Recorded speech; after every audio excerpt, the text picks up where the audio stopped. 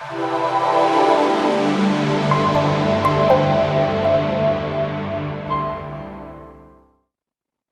welcome everybody to the StratiVentures Industry Monday night webinar.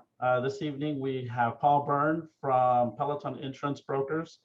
And tonight we're going to be talking about insurance and real estate. You know, what do you need to do with your deals in regards to protection, and what do you also need to do when it comes to making sure that that asset is protected.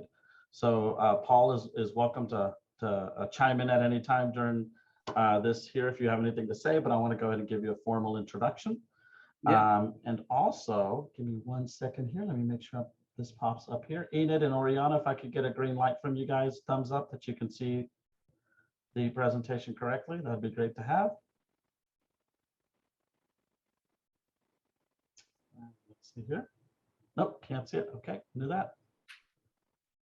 Thank you guys. 1 moment. How about now? Should get a yes there from the ladies. Perfect. Okay, excellent. All right, guys, my name is Diego Melo with StratiVentures. We're joined here by Paul Byrne from Peloton Insurance Brokers. Okay. And if you want to know a little bit more about our company, feel free to scan the QR code down at the bottom. And this evening, we're going to start with the welcome as we're proceeding with that right now. We'll get into the topic information, and then we'd like to open that up to a Q&A session from our guest speaker. So, guys, we highly encourage the questions. For those of you that are joining us on Zoom for the first time or using Zoom for the first time, we would really request that your questions be put in the Q&A section. We don't have any polls this evening, but your chat is if you have any questions, StratiVentures related or contact related to the guest speaker, go ahead and put that into the chat box. And if the information is something you've already heard or just not interested, feel free to go ahead and hit the end button, but we'd love to see you guys at a later date. And remember, guys, this event is for you. So we encourage a lot of questions. So my name is Diego. I founded StratiVentures in May of 2012. Before that, I had real estate and asset management background. And since 2014, we developed the StratiVentures platform of helping investors around the country. I think we hit over 1,700 investors now, and we're in, I believe, 24 states now, Paul, which is amazing because a lot of people that are practicing real estate really are looking for an implementation team, and most of all that guidance on how to get the steps moving forward with solid vendors, solid teams. And guys, we fund all your transactions. For those of you that aren't members, please reach out. We'd love to work with you guys to fund your transactions. And Paul, if we fund transactions, that means you get to write policies. Yeah, we get to cover those. It really works like that, right? So yep. Let's go ahead and tell you a little bit more about StratiVentures. Because we're a full service real estate investment company, we handle acquisitions analysis, real estate services, project management services, and funding, literally encompassing the full risk mitigation and process from beginning to end for every single one of our members locally and nationally. Here's our super team here. We've got Enid, Oriana, Maria, Stacy, Tilla, Pedro, Eric, Ron, Stephanie, Carlos Cardona, and Dan Butler, our recent acquisition for our West Coast acquisitions. You might be talking to him for you guys that are in California and the Nevada area, Paul. So he's a good gentleman to talk to. He's recently joined our team. He lives in Denver, and we're super excited to have him. If you guys would like to know more about us, feel free to go to investorrealestatetraining.com and click there for your one-on-one session. It's a free training session that encompasses anything in the arena that you see here, because we'd like to basically show it to you guys, and we'd love to earn your business. Sorry about that. And one philosophy, Paul, that we have here at SVI is that we tell people that we're not technicians in our business, right? We're investors. So when we tell everybody that we're investors, we let them know that our definition at SVI is that an investor analyzes, acts, invests, and makes profit with one word in mind, and that word is risk.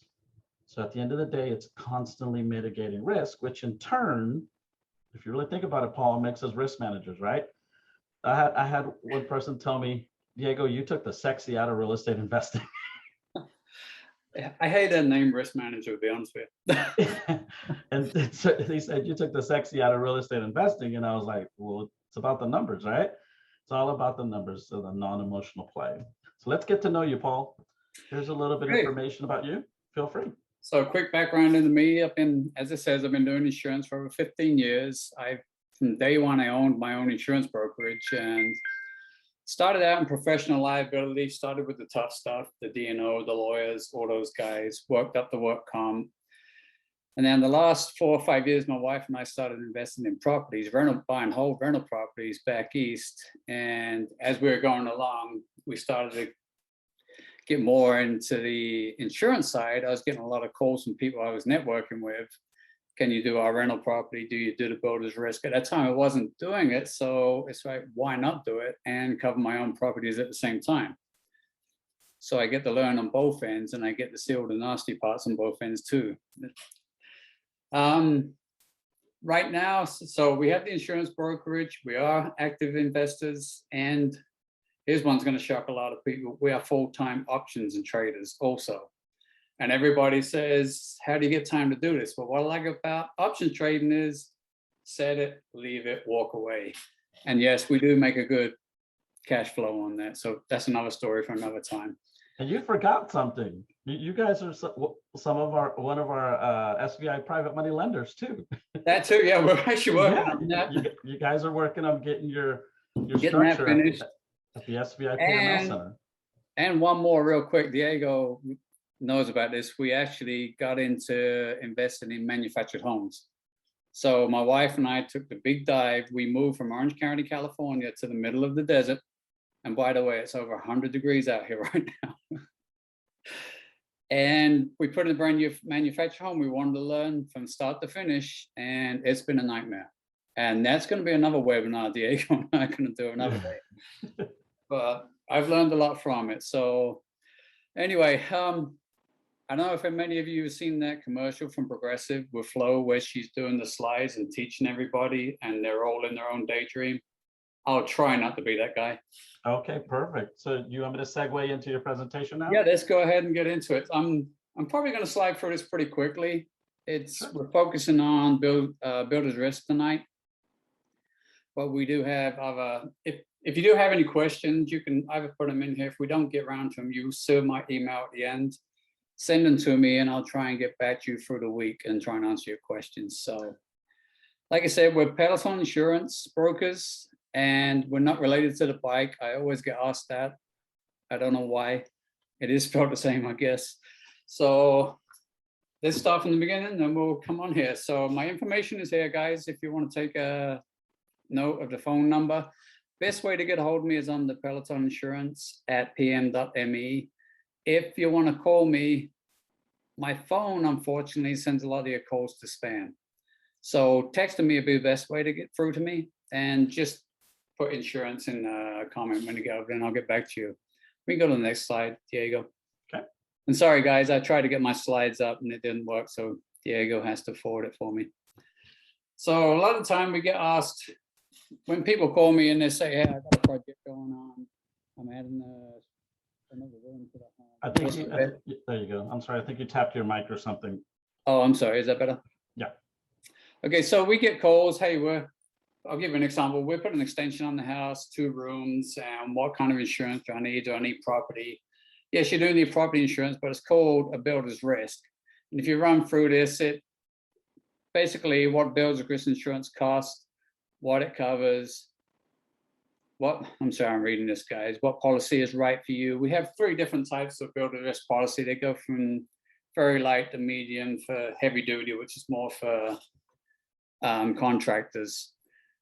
Let me just move this, guys, because I can't see this. There you go. So builder's risk is also known as the cost of construction. It depends which state you're in. I'm going to throw this off a bit. It's cost of construction, builder's risk.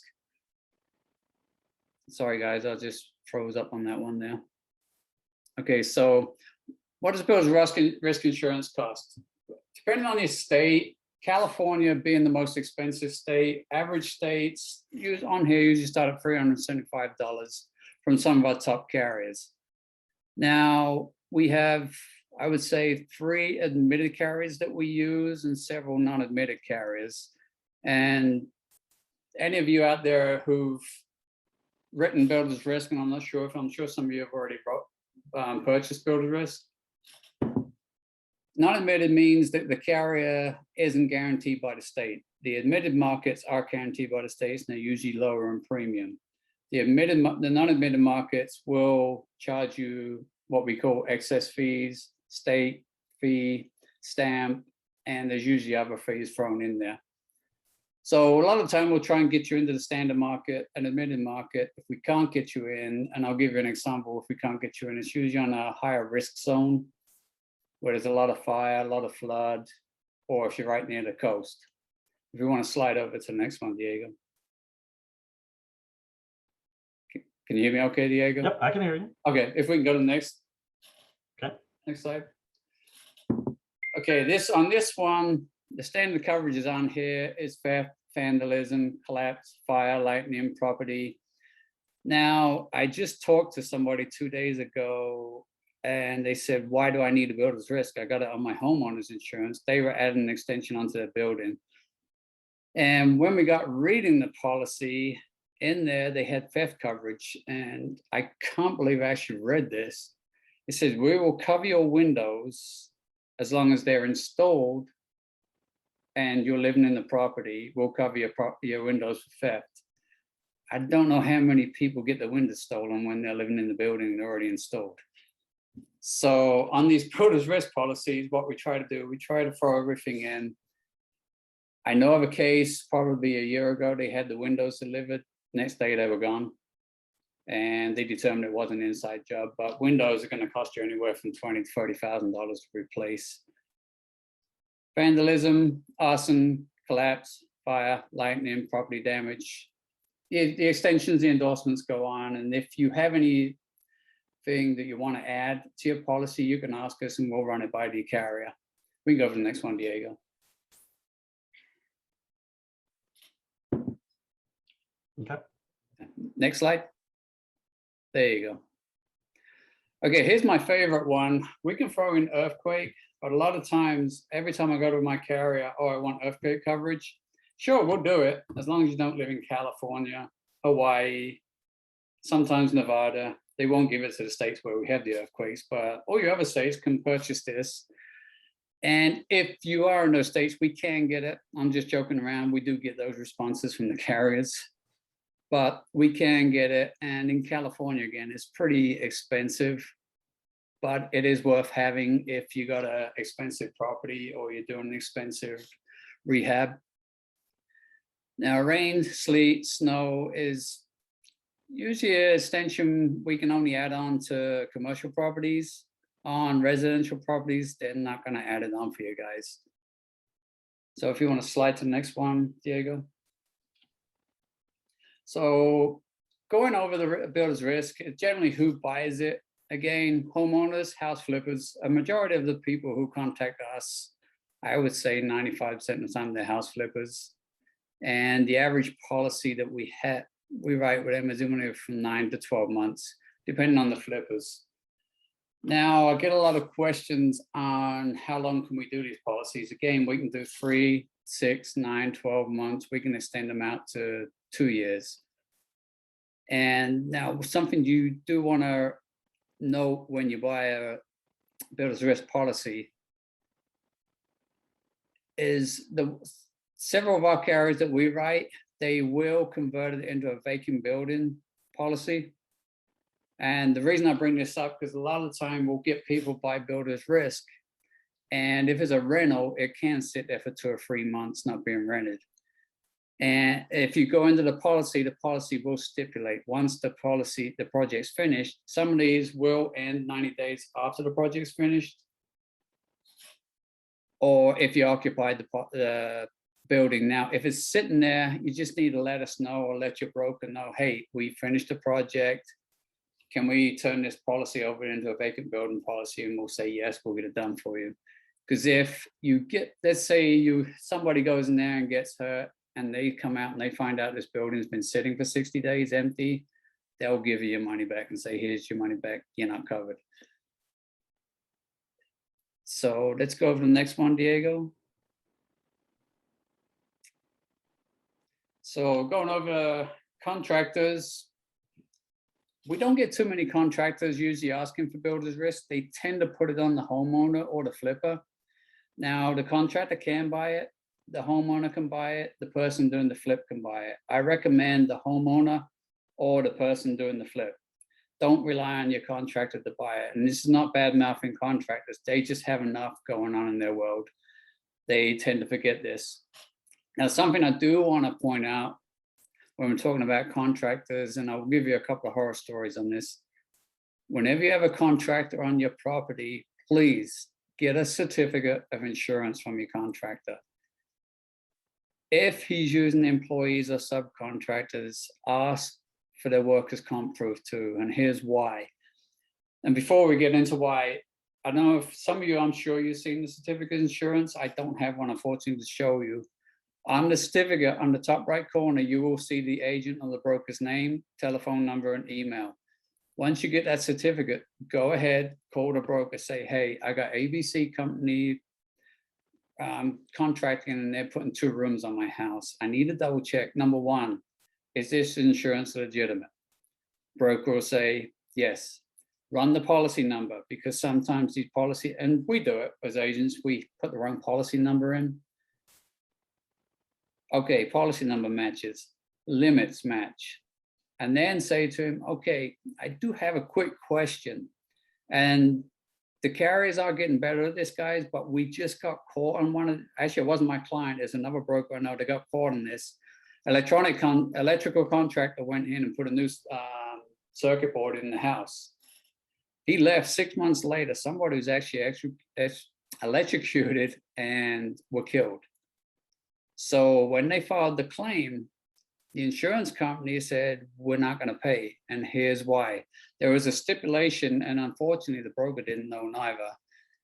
There was a stipulation in the policy that stated, and I'm going to backtrack. Sorry, I'm going to go back real quick. On the policies, they have a products and completed section on that certificate. Usually when it says products and completed, you think, okay, it's going to cover his products once they're completed. It did until he left the premises. The day he finished the job, his insurance no longer lasted on there. Now, I will say again, the carriers have gotten a lot better at this now. They're not doing it, but I know some of those policies do still exist. So just, again, going back to the broker, just ask the broker, is the products and completed operations extended once he's finished the job and he's off the premises?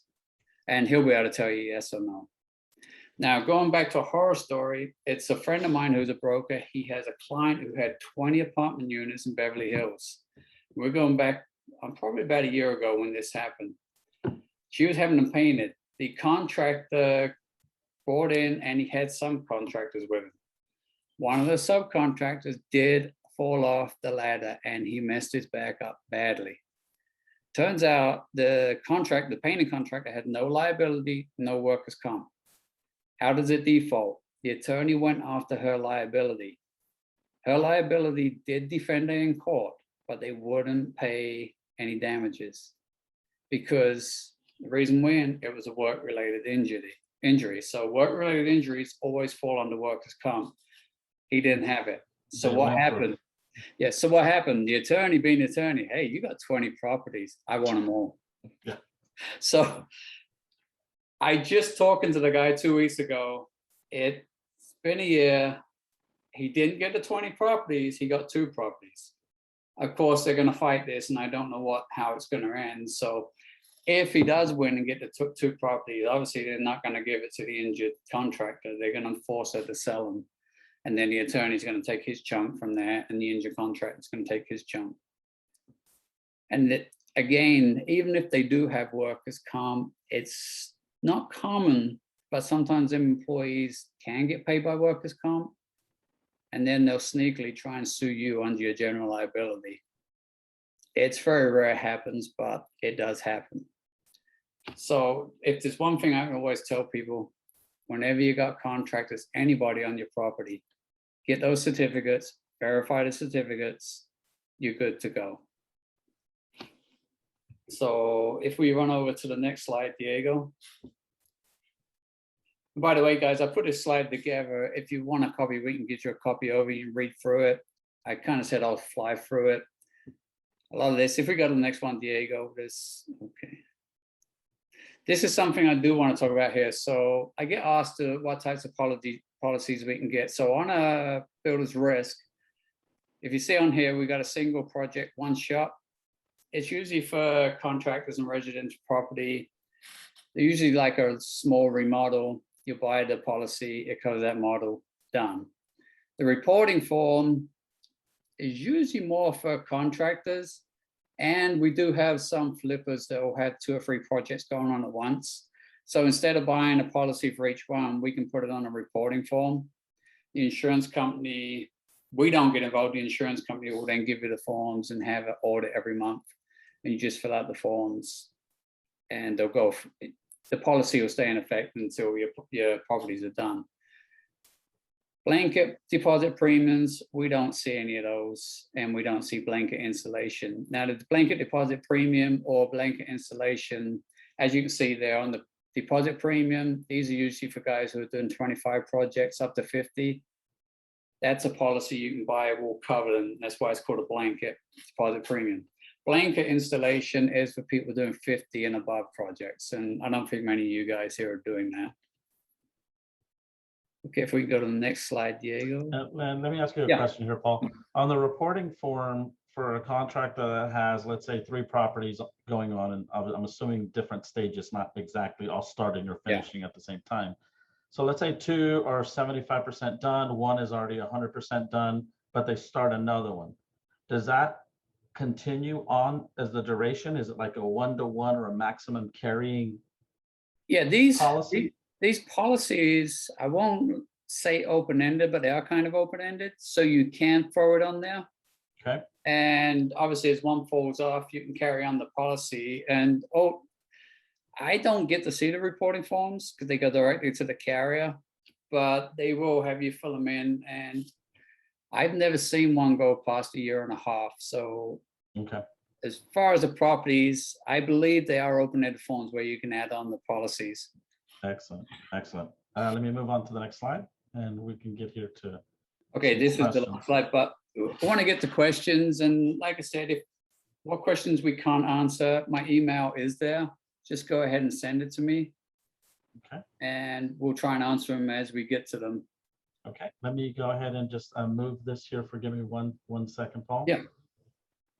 And everybody that's joining us right now, I know in the Q&A section, we have some questions here, Paul, for you guys to get a hold of.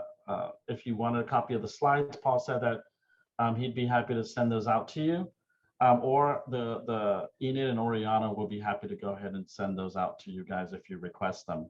So let's answer some questions here. Jim Ruska said, is Peloton state restricted to the Western states or nationwide?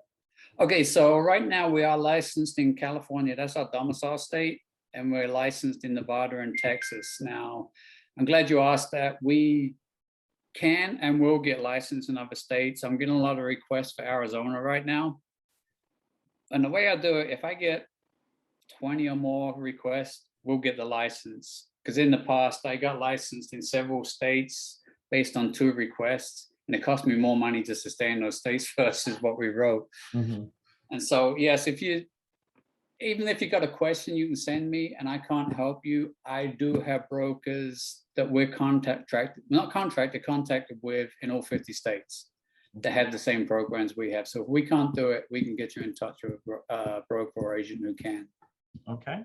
And we have somebody ask, what type of policy do you recommend for Airbnb properties? Airbnb, I'm glad you asked. I have 3 carriers. I say 3 carriers. We have 3 programs for Airbnb. They are all covered by Lloyd's. Now, let me go into Lloyd's real quick because I get this asked all the time. People will see syndications on their policy. Lloyd's is not an insurance carrier. They are made up of syndications, basically investors. So when I say I have 3 Lloyd's programs, they're different syndications. I get the question all the time, and I was just talking to a guy last week. They use the homeowner's insurance, which in some cases, homeowner's insurance will cover Airbnb. It's very, very restricted though. And actually this guy I was talking to didn't tell his agent he's using it as an Airbnb.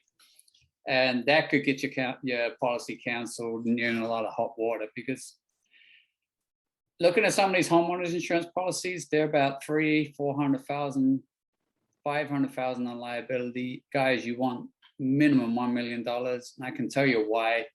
If you got a $300,000 limit, it's going to burn that up in court. It's practically going to be all burned up, and the rest of it will be on you. So because Airbnb technically is a business, you want the commercial policy, and we do have the commercial general liability policies for them. And just to run through them real quick, not to go off, we do have a lot of endorsements. And one of the endorsements I do love about one of the programs I have, it has bed bug abatement and reimbursement while you're getting the bed bugs out.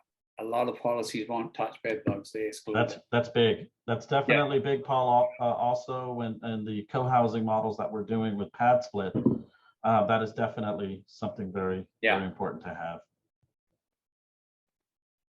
Okay, let's see here. And a question just here before I go on to the other questions is, let's say somebody wants to get a commercial policy. You know, they're used to dealing with their standard insurance representative, you know, that they call Geico or they call State Farm. How should a person be preparing for a commercial grade type policy if they start to see their business start to demand something like that? What we're talking about, is it is it credit score driven?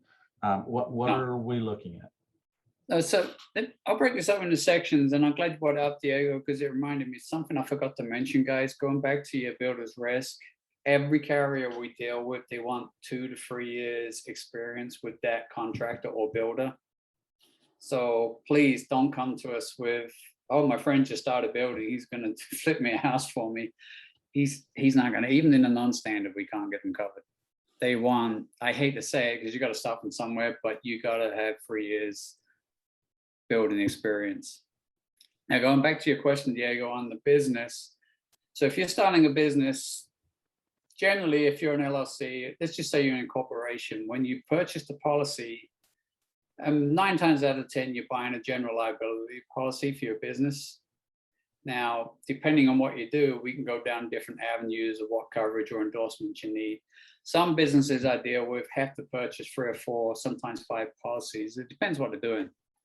So as a business in general, it's not weighted on credit scores. They used to do that on car insurance and homeowners insurance. It's actually legal now. What it's based on is, number one, if you're new in your business, they're going to ask for a resume, and they're going to ask questions. Have you run a business before? Have you supervised a business? If you've been a supervisor, it's always great, but don't worry about it if it's a new business. It's not going to hurt you that much. Now, on the liability side, how they rate these policies, 9 times out of 10, it's on sales. So let's say you're doing $1 million in sales, you'll get a class code of whatever you're doing. That class code will have a rate. So argument's sake, let's throw a number out there. Your rate is $8. You're doing $1 million in sales. So that $1 million will be divided by 1,000 times by 8. That's how you'll get your rate. And then we'll go back to the carrier. Hey, can we get some credits? Because they got some experience in here. They've done this. Now, if you're a current company, and I get screamed at a lot here when we're quoting someone, our carriers will not quote. If you already have coverage, let's say like you have a rental home and you want me to do the insurance, you're leaving your current carrier. They always want to see those loss runs. And I always get people tell me, I don't have any losses. Okay, that's great. Give me the paperwork. I don't have losses. Can't quote you about the loss runs from your carrier showing that you don't have those losses. And when you come to us for a quote and you're looking for a policy, the best way to approach us is either email, text, or phone call, because I will need to sit down with you, go through what you're doing. If you're starting a business, if you're starting a new flip, if you're starting a new construction build, we do need to sit down, and we'll guide you through what you will need, and we'll go through the endorsements from that point onwards. Okay. The question here is, do you provide insurance for a vacant property while waiting to find tenants during the remodeling process, and what type? Yeah, so with the remodeling process, if it's still going through the remodel, that will be covered under your builder's risk. Once you finish remodeling this vacant like I said, depending on the carrier, most of my carriers will convert that builder's risk into a vacant policy. You just have to let us know, and they'll turn it into a vacant building policy. If you have a vacant building, those are pretty easy to get coverage on. Everybody offers them, we can get them for you. Vacant land is a different story. I've done a few for some of you guys, Diego. Mm-hmm. I have a carrier, and it's actually through Lloyd's. I have admitted carriers that do it, but they are 10 times more than Lloyd's. So if I can, I will put you through Lloyd's, and we can cover that vacant land in, again, 3, 6, 9, and 12-month policy periods. And yes, you do want vacant land coverage. I've seen those claims come in too. Let's see here. We have a question. It says, Paul, when you say single project, does that mean a whole house remodel or a policy for which contractor is going to do the house? Oh, so whole house remodel generally wouldn't fall under single projects. Single projects are usually, yeah, let's say you're taking your bathroom and you're rearranging your bathroom, or you're going to put some new lighting in this room, or you're having, I wouldn't even say AC is a single project, really. I've gotten away with AC before. It depends how much you haven't done. Sometimes it is just certain parts of the house. If it's a whole house, that won't be a single project. But yeah, single projects, I refer to them like light construction, whereas nothing major. You're not taking out walls. You're not taking out low bearing walls, and you're usually working on one room. And you can also look like outside fixtures if you're putting awnings up or any lighting. That's usually a single project. Okay. Let's see here. Let's see. Rick Bressler asked, at what point do you need a builder's risk policy? Like for just cosmetic rehabs, paint, maybe flooring, etc., or is it a requirement or just an additional add-on? So with liability, it's unlike workers' comp. Workers' comp is law. Liability, never law, never requirement. And that's what people hate about insurance. It's purchased because you want to be covered. So builder's risk kicks in the minute you're going to start doing any construction, any rehab, any remodel, anytime you start touching your house.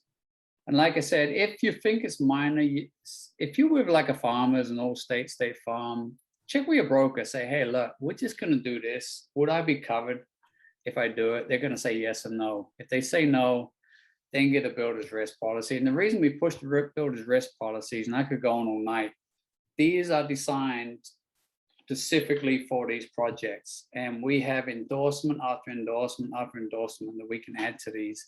And you'll be surprised how these endorsements add up. So, yeah, so anything you start in your house would be considered a builder's risk. Okay. And so Franco Montano asked here, does the builder's risk policy cover me if a GC uses an unlicensed subcontractor without my knowledge and gets hurt? Most of our policies will cover the subcontractors if they get hurt. Now, again, if it's a subcontractor and he's in the course of employment, if you go back to my story about the one in Beverly Hills, it can get sticky.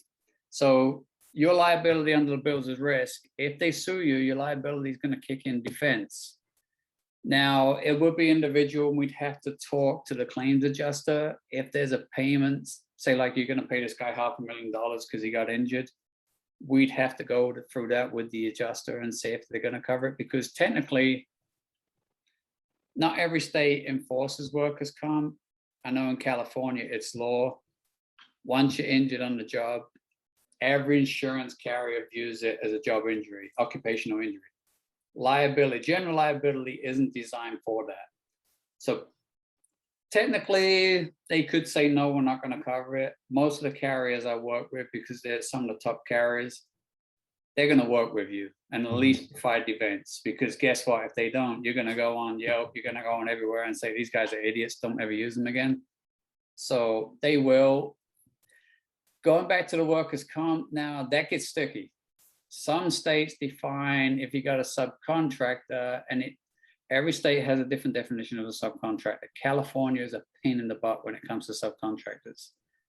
At the end of the day, in California, the rule of thumb will end up on you, regardless of who this guy hired. Wow. So we have some case. I have a case going on right now. It's a totally different company. They're a home health company. They brought in a contractor who brought the nurses in, and the nurses was subcontracting under the contractor. There was no coverage. The nurse got injured. My insured, her work comp, had to pay the insurance on this nurse for her medical, her time off.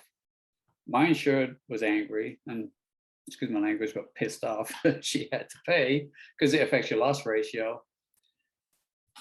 And the insurance carrier came in and ordered her and charged her a premium for all the subcontractors under that other carrier. So that one ended up pretty messy. Wow. Yeah. So in construction, again, if you got somebody coming in, painting, electrician, plumber, sometimes it's a solo person, a DBA. Under workers' comp, they can exclude themselves anyway because they're the owner. I personally wouldn't, because even under my business, I have workers' comp on me. I don't need it. But hey, if I get injured on the job, there's $1 million worth of coverage there for me. It will cover me if I need it. A lot of the medical coverage out there, it's not as bad as it used to be, but medical coverage, the first thing they ask you, did you get hurt at work? If you say yes, they're going to say, okay, work comp claim, medical is either not going to cover it, or they'll cover it and they'll subrogate against the employer or you. So to answer the question, that's just, when it comes to subcontractors, it gets, but the best thing you can do is get those certificates, get the insurance. And by the way, guys, on some of these carriers, if you get that certificate insurance on these builders risk, they will give you a credit, a discount, knowing that contractor has good coverage in place. Okay. Gloria Nosika asked, what does the vacant lot coverage, what does it cover? I mean, again, it's just general liability. So if somebody walks on your land, say, I've seen this happen. Someone broke their ankle because there was a hole. They fell down the hole, broke the ankle. They find out you own it. They're going to sue you. That general liability section will cover you for that. They'll pay their medical, any damages. They're going to get an attorney regardless. They'll pay the damages. They'll pay your defense. You get kids on the vacant land playing around. You'll get what I used to do, dirt bike. We used to take them on people's land all the time. Back then, we didn't sue. Now you're on someone's land with a dirt bike and you get injured. Who are they going to sue? They're going to come after you. So, yeah, go ahead, Diego. What I was going to, and thanks. I was going to say, for what kind of protection, and that goes back to Gloria Nosika's question, is do we fence around it? And if they jump over to play over there and get hurt, or is that kind of like posting a disclosure here or something? You can post a disclosure and put the photos up. And if you put a fence up, take photos of your fences and signs. It does give you some protection. They'll use it. But I'm trying to think back to the class we did, because attorneys, you got to remember, they're constantly trying to beat the policies. And then the insurance attorneys are constantly trying to get one step ahead of these guys. I know in California, it's called a common fault law. We call it the stupid law. I was about to because we insure people for being stupid, basically, and that's what we pay for. Hey, my kid climbed your tree and fell out of it and broke his arm. Well, it's your kid's fault. It's not my fault, but the law defaults back to you. It was your tree. Actually, the tree, they actually brought out a great name for that, for the trees. It's called nuisance insurance. Trees, swimming pools, anything a kid can climb on is classified as a nuisance. Okay. So, yeah, I would put a fence up. I would put signs up, take photos of it, keep a record of it, because it may help in a defense. And sometimes if you can get a good attorney, and usually our carriers have good attorneys, they're going to turn around and say, well, there was signs says, do not step in here. I don't know which part of that you didn't understand. Right. Your fault. But at the end of the day, I'll give you a quick one right now. I had a friend, she owned some land in South Carolina, and here's the irate part about it. She had a tree overhanging the road. The branch from the tree fell off and landed on the road. Her cousin was drink driving, drove home that night, hit the tree, was severely injured, in hospital forever. They sued her. Her own family sued her and won. And she's nowhere near, she's here in California, and this is a tree out in South Carolina that fell on the road. And he was drink driving, by the way. He hit the tree and he was severely injured. They sued her and won. It's not your fault. That's why you have the insurance. Right. So we have here, Rick Bressler asks, so the sequence would be builder's risk, then vacant building, and then homeowner's insurance once rented. Yeah, if it's a rented, if you're going to rent it, it's not actually a homeowner's insurance. And again, I know you can insure some of these rental properties on the homeowners. Again, we go back to the Airbnb.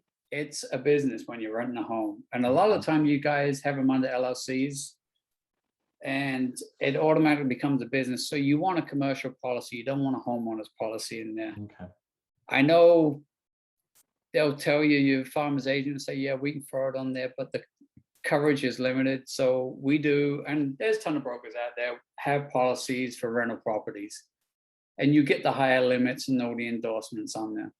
Okay. Gabriel Kwok asks, thoughts on Safeco Insurance? Are they a good insurance company? Now that might be a loaded question there, depending on.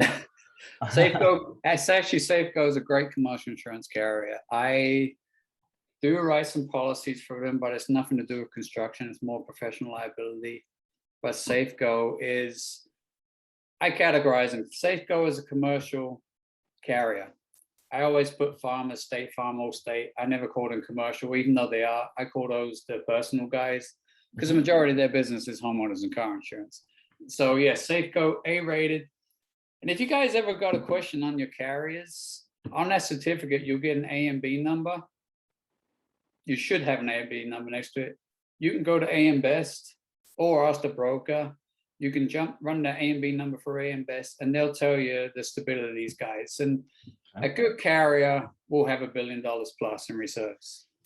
Awesome. And Safeco is one of those A+ rated carriers. All right. Lynn Michael Perez out of San Antonio said, what's an estimate of cost of a builder's risk policy, a range based on complexity? If we could keep it like simple and 1, 2, 3. You're going to break my rule there. We never give estimates. People hold it to you. Unfortunately, we don't quote it. We have to get it quoted. So we do it 2 ways. We have an online rater, and we have the underwriters. They're the ones that have the pen to quote these. We don't, but on the slides, it does state, and it does state these minimum premiums on these builders risk do start at $375. In California, I can tell you now, it's not going to be $375, but Texas, I believe they start at $375, Nevada, and a lot of other states. So they do tell us they do start at $375. So you do have a base premium there. Oh, just remember California. Absolutely worth the protection value there. It is. And not to cut you off, Diego, I have people, and I went through this with a guy. We wanted to get him an additional $1 million coverage, and it was $420. He screamed at me like I was robbing him. It's $420 cover versus $1 million in coverage. This isn't builder's risk, by the way. This is another policy, but you should. He screamed bloody murder. Oh, we'll leave that for another topic there. Rick Bressler asked, and I think Rick, the answer was, he asked if you put a no trespassing, does that protect you or give you any kind of assurance, or something's going to happen, right? Yeah, again, it depends on the insurance carrier and their attorney. Now, I'll give you an example here in California. They tell you now, never put dog lives here on your gate, on your home. Never, ever put that here. And you know why? Because you're admitting your dog's dangerous. Ooh. So now you just admitted guilt. You're going to get your butt sued off all day long. Oh, wow, guys, that... Wow. Depending what state you're in. And then again, remember, guys, I'm in California. It's wacko here. It depends on what state you're in, but I'm for it. Put a fence up if you can. Put signs up. You warn people. Yeah, again, like I said, if your carrier is good, they'll have good attorneys, and they'll say which part of do not trespass or climb this fence did you not understand. Right. and and take photos of it and submit it to, if you get a claim, give it to the broker, say, hey, look, we did everything we could. We don't think we're at fault here. And guys, sometimes when these adjusters want to settle, sometimes depends on the policy you have, you don't have to settle. You can say, no, I want to fight this. But again, you need to sit down with your broker on that, because there are some stipulations in your policy on that. Some of them have clauses, settlement clauses. Whereas if you don't want to settle, they'll say, okay, you don't want to settle, but by the way, you're going to be responsible for 50% of whatever gets paid out. So again, sometimes it pays off to settle, but if you think you can fight it, you can tell them, I don't want to settle. So would you say, Paul, a good thing, and obviously to everybody that's listening, is if you're working with a good insurance broker, that's such a great question to say, before I go with you, I gotta see what kind of knowledge you have when it's time. It's not like when they say is when are you gonna, if you need an attorney, it's when you need one. So at that point it's okay to ask those questions, right? Say, yeah, I'm an investor. These are the things I think might happen. What should I be looking at? Because I think, Paul, that is such a great point that you just brought up. Every broker and agent out there, good ones, will sit down and spend the time and answer your questions. And here's why. They're going to like you. They're going to remember you. They may come back to you too for business later. But a real good broker and agent will answer those questions. If you get one that says, oh, I'll get back to you, I don't have time. You might want to call that client and say, hey, you need to switch your brokers. I will be the first person to tell everybody. That's the reason why at StratiVentures we're so adamant about making sure you understand and spend quality time mitigating the risk of the investment. It kills me sometimes to think that you have spent more time negotiating the sales price of that vehicle at the car dealership than vetting out the investment you just made on this flip. Or the insurance. Oh, it's just, I get all the time here. I get all the time here on workers' comp and liability in the state. People just scream at it. Oh, you're killing me. And I'll give you an example. A lot of our policies we sell, they account for not even 1.5% of your gross receipts. Technically, you can talk to a lot of good accountants, and they'll tell you 25% of your receipts should be allocated to risk allocation, insurance. Absolutely. And your risk grows as you scale, and as you have multipliers in your business, you're going to need that coverage. And I had people rip me a new one because 1.5% of their gross receipts went to insurance. No. Gabriel Clark asked, do you have policies that cover vacancies between tenant occupancies? Yeah, some of these policies will convert. And if they won't convert, what we do is we'll just say, hey guys, the property's vacant, gotta cancel it. We'll get a vacant policy in there. And if you pay it up in full, by the way, they'll prorate it, because you got some carriers that, a lot of these carriers used to short rate. They don't do it anymore because it gives them a bad name. And they understand, hey, look, the property is vacant. You can't cover it vacant, so I need to cancel. They'll prorate, give you your money, the remaining money of the unearned premium back. And you just get the vacant policy in place. And then when you're done, just go back to that carrier. But I think now these carriers, a lot of these carriers, I'm noticing we're getting requests from a lot of carriers now getting into the construction side and builders risk. So they want your business. They usually write these policies just vacant, occupied, vacant on the same policy. Right. Again, you can ask that'd be a great question to ask any broker you talk to straight away. All right. Well, this will be here for the last question and clarity here. Actually, we had one just pop up here. What is the type, or what is the name of the actual policy for vacant land in layman? What should they ask? Is there? It is vacant land policy. Okay. Yeah. All right. And then we have here last final question. Do regular landlord policies cover me, my co-housing properties with pad split, or do I need a different type of policy? That pad split, I'm actually working on with my carriers right now. Diego, I don't know if you want to reach out to your guys who currently have them. They have insurance in there. So now what I'm being told my carriers, they'll cover the building for the property. They want nothing to do with the liability. Now don't get worried, guys. It's just my guys don't know. They don't understand the pad split. Right. It's something new to them. And when they go looking, two things that scare them. Some of these places are being built in B or C neighborhoods. That's scare number one for some of these guys. Second thing that scared them, they see a bunch of people living under a house. They're like, oh my God, can you imagine what's going to happen in there? So the liability be through the roof. They don't want to touch it. Now, I am talking to a couple of carriers who are looking at putting a program together to cover your property and the liability combined. Because I know when you have a rental house, your policy is combined. You have property and liability together. Now the pad split, yeah, we are reaching out to people, trying to get a program put together for it. And obviously Diego has people who already have these places, and I'm sure they have a policy in place. Yep, absolutely. Paul, thank you so much for reaching out. Let me go ahead. If you can see Paul's information here, feel free to reach out to Paul if you have any questions. And you said best way is going to be to text you or to send you an email, correct? It text me, because if you call, I have a program on my phone, and it's because of the spam I get 50 a day. Some of my people are getting sent to spam. So if you text me, you'll get me right away. Okay, All right, great. guys. And I want to thank all of our StratiVentures partners there. Paul, you're here. We look forward to working with every single one of you guys. And don't forget to scan the code to know more about us. That's my direct phone number. If you need some information, feel free to just send an email to info@strativentures.com. That's our 800 phone number. Or if you want to know more about us, we've got a great landing page called investorrealestatetraining.com.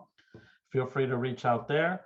And I believe Oriana and Enid were asking everybody if you wanted a copy of the webinar, go and subscribe to StratiVentures on YouTube, Instagram, Facebook, scan the code, and we have all of our webinars there from the past. And for those of you that want to see what's up and coming, go to the landing page, investorrealestatetraining.com, and you'll get to know everything about StratiVentures. So Paul, thank you so much for your information. And also looking forward to having you and Miss Jane finish up your PML training. Oh yeah. Because remember, private money lending at SVI, we got the members. If you want to know more about us, feel free to reach out to us. So thank you everybody that's joining us this evening. Special thanks to you, Paul. Appreciate it, guys. Hope now it's 99 degrees there, not 100. Funny thing is, it gets cool at night now. Thank God. Oh, that's good. That's good. That's good. All right, guys. Thanks. Have a good evening, everybody.